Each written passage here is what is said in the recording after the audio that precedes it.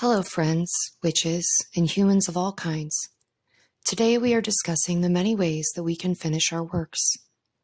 I have this piece that I finished stitching after visiting the beaches of Central California. It signifies the tides, the weather, and many other things. I was in wine country, so I acquired some grapevine wreaths to work with. You can make these wreaths yourself as well as from wild brambles and vines. They make excellent sigil holders with their many twists and layers to add things to. I also have a disc of 2mm thick, heavyweight, stiffened, natural wool felt. I have my needles that came with the kit, and I will be working with pieces that I acquired beachcombing after the massive storms this week in California. I am taking my stitched sigil and any pencil, but this one happens to be a twig, and tracing a perfect circle using our hoop. Make sure to trace with your pencil at the same angle all around so you don't distort the shape of the circle.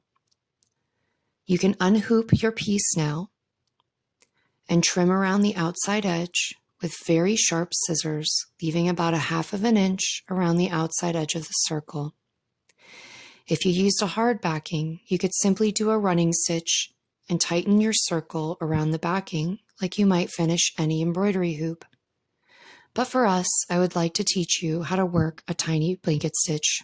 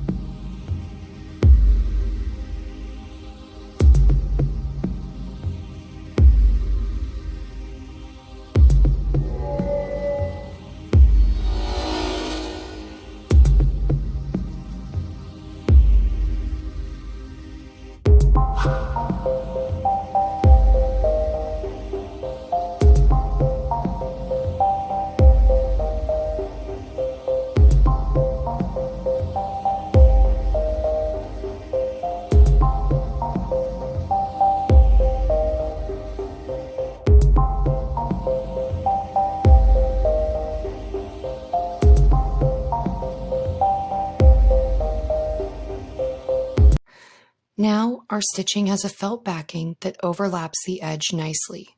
You can leave more overlap, but more fabric usually means more wrinkles. We can work with, and we are going to use, a blanket stitch. We could certainly simply glue this, which makes your practice no less valid. We all finish our work how we can and to the best of our abilities. You could also just do a simple overhand looping stitch around the edge of the circle rather than a blanket stitch.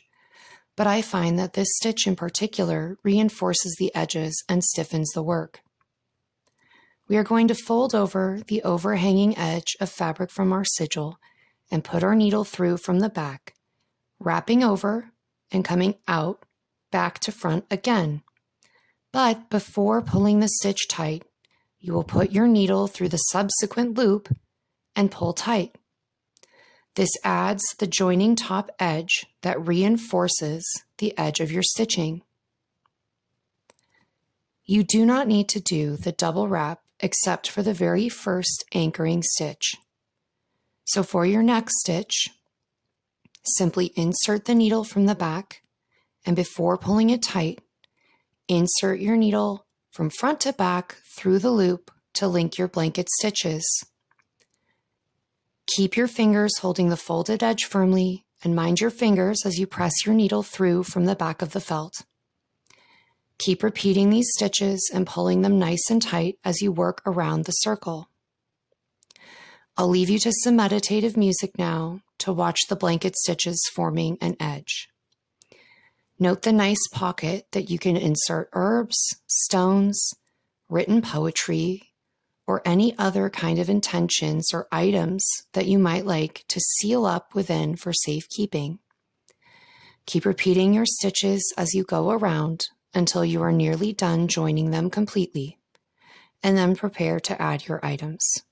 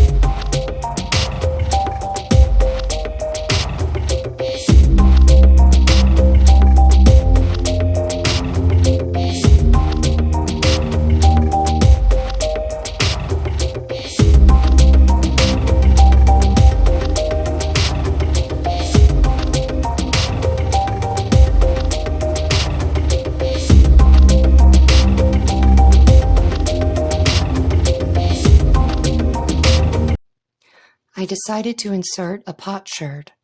I was in a part of Monterey that has been inhabited for tens of thousands of years by the Native Americans, but most of the pottery is from the gold rush and colonial era. I took a piece of sea pottery found on the beach and wrote the date that I found the items I was using, my birthday this year, in fact, and drew my own name symbol on the piece of 200-year-old porcelain using an oil paint pen. I used my own life force or breath to dry the piece before inserting it into my sigil and then permanently closing the stitch by sealing it to its own backing with more blanket stitches.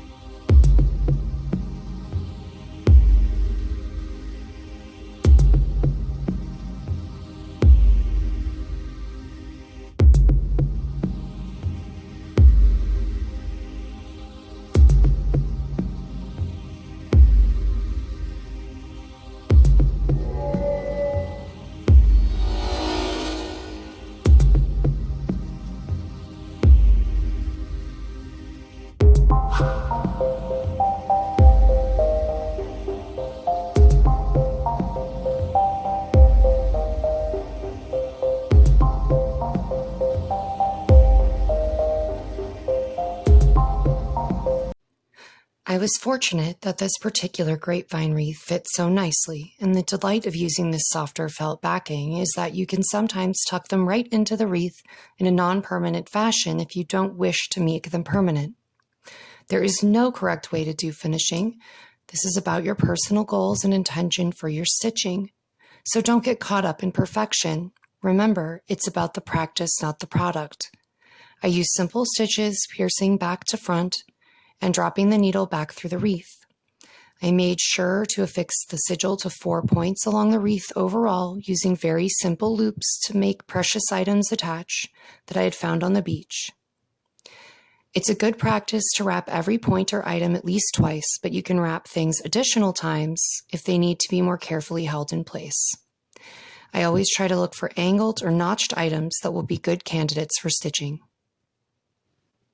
Any items with natural holes, hagstones, or sticks and twigs with notches will also be helpful for items that you can attach to your sigils and your stitching.